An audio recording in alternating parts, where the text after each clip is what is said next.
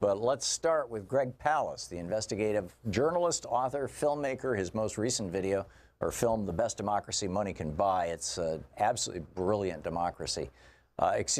documentary. And you can find the information over at gregpalast.com. You can see it on Amazon and whatnot. And his website, gregpalast.com, his Twitter handle is Greg_Palast, just like mine is Tom_Hartman. Greg, welcome back to the program.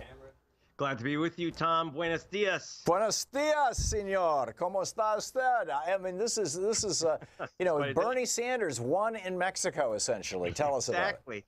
Really, in fact, all the dual citizens I know who voted for Bernie went back to Mexico and voted for AMLO, Andrés Manuel López Obrador. He is the Bernie Sanders of Mexico in almost eerie parallels. And he not only won, he destroyed, he crushed, he demolished the opposition despite unbelievable and massive vote theft. He won 53% of the vote. The number 2 candidate got about 22% of the vote. If you can imagine, it really is Bernie Sanders winning, and it's just astonishing. So how do you expect this to play out in Mexico? I mean, this is like, I've done this kind of thought experiment in my head. What if Bernie Sanders had won the primary and became president of the United States, for example?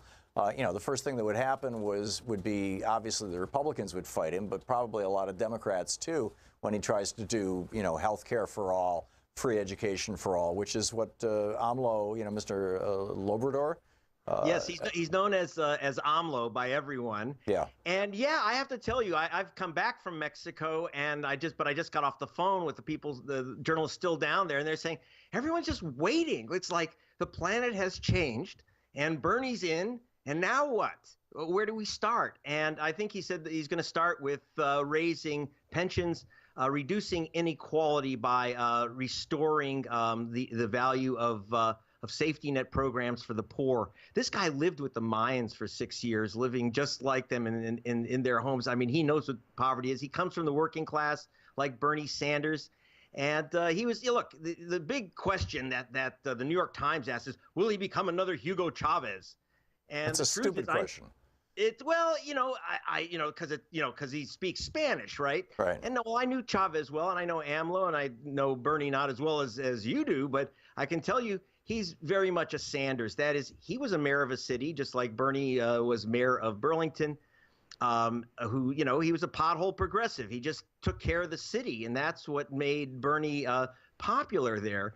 Same with AMLO. Except a little bigger city, a little tougher, called Mexico City, and he really cleaned the place up. And through ending corruption and waste, he actually was able to do massive works projects, infrastructure, literally double stacked their freeways. He's a can-do guy, and that's what he's going to do. And unlike Trump, he actually knows how to accomplish infrastructure programs. He's shown he can do multi-million-dollar projects and end the wasteful ones. I think the first act of office will be to cancel this crazy boondoggle airport in Mexico City. But this is quite astonishing. And as Bernie found in California, this is AMLO's actual reelection. He won in 2006. I was down there investigating for The Guardian and Democracy Now! And he swept the vote in 2006, and they just plain stole it right from him. Daylight robbery. And I got to tell you, I think this is a lesson for Democrats. Are you listening, Mr. Gore and Mrs. Clinton and John Kerry? The good and great told him to just concede and go away when they stole it from him in 2006. Instead, 500,000 people went into the streets. He occupied the center of Mexico for many months. He never, ever conceded, and he made clean elections in Mexico his number one platform item. He said, no, I don't care what the good and great say, that I'll be seen as a sore loser, et cetera. I'm not going to give up when the people's votes are stolen. And 12 years later, he's president. What impact is this going to have on the so-called war on drugs and all these gangs that have basically, even if the news reports are right, and I'd love a reality check from you, Greg, you know this stuff better than anybody else, or anybody else I know anyway. the gangs basically even taking over entire cities, particularly along the U.S. border. Oh, yeah. My God.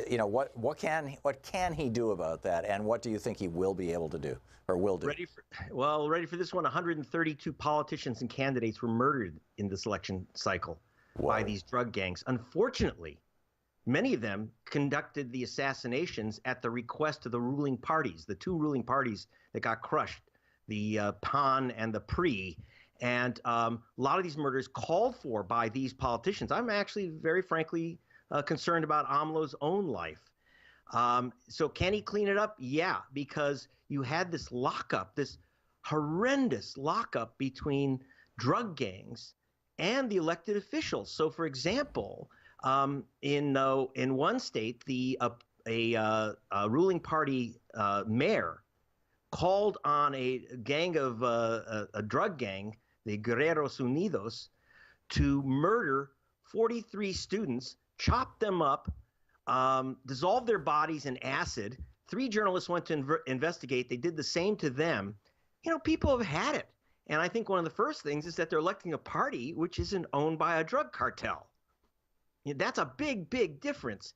And the other thing is AMLO is, while he will not be owned by the drug dealers, he said, this war on drugs, the different, on one hand, taking bribes from them and lying from them. On the next hand, literally bullets flying in a war with drug dealers has got to end. The war on drugs, like in the United States, is a complete failure. And it's done nothing but seize their government. People have had it. I think that's one of the early things that's going to end is this militarization of the war on drugs in Mexico. And of course, the ownership of the parties by the drug dealers, because they're out.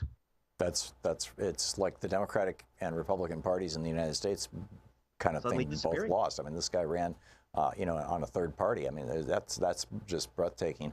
What is this going to? How do you see this playing out in terms of Mexico's relationship to the United States, and particularly Trump's perpetual perpetual willingness to use them as a punching bag? Let's put it this way. AMLO's about to publish a book called Oye Trump, Listen Trump. And he's called for Trump's arrest for seizing babies on the border and putting them in crates. You have to understand that the current president of Mexico said nothing, because they're not Mexican citizens. They are almost all from Central America. So the current Mexican president said nothing. AMLO said, okay, they may not be our citizens, but they're citizens of the world. Arrest this orange freak for violating international law. And the other thing he said is, now AMLO, like Trump, is no friend of NAFTA. And here, are you ready for this one? The number one demand on Mexico by our NAFTA negotiator is that they raise the wages of auto workers in Mexico. And so AMLO has said, you got a deal, Mr. Trump. Let's raise the wages of auto workers in Mexico. And you know where we start?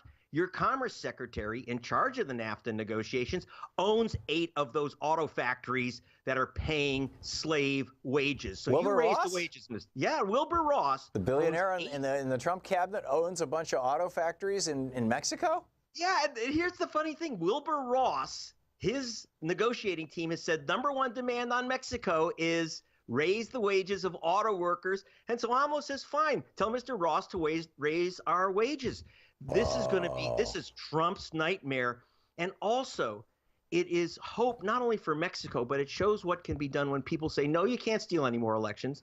No, you can't have an oligarch-owned political elite. We've had it. Yeah. And, and I think that this will be inspirational for the Bernie Sanders of America. I absolutely agree. Finally, Greg, as we're running out of time here, we have Guatemalan, El Salvadoran, and Honduran citizens traveling all the way through Mexico to the United States to try to get in because of the wars that Ronald Reagan started in those 3 countries. And, they continue to this day. There's right-wing death squads and whatnot that John Negroponte took down to El Salvador, or didn't take down, but he shows up and people start showing up with bullets in the back of their head. Same thing happened in Iraq.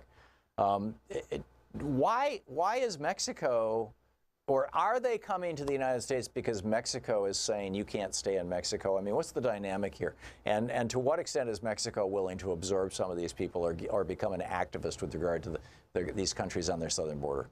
Well, the problem for the refugees fleeing the drug lords of El Salvador and Honduras and Guatemala is that by going to Mexico, they're actually at the mercy of the drug lords trying to take them across the U.S. border. So there's no sense stopping in Mexico to trade one set of gangs for another set of drug lords and gangs, to be harassed by both and abused, raped, murdered, enslaved by Mexican drug lords and their political allies. So if AMLO can break the back of the drug lords in Mexico, which, by the way, is what RFK and JFK tried to do in j/61, you know, the year before Kennedy was elected, right. There had only been 17 prosecutions of organized crime, and J.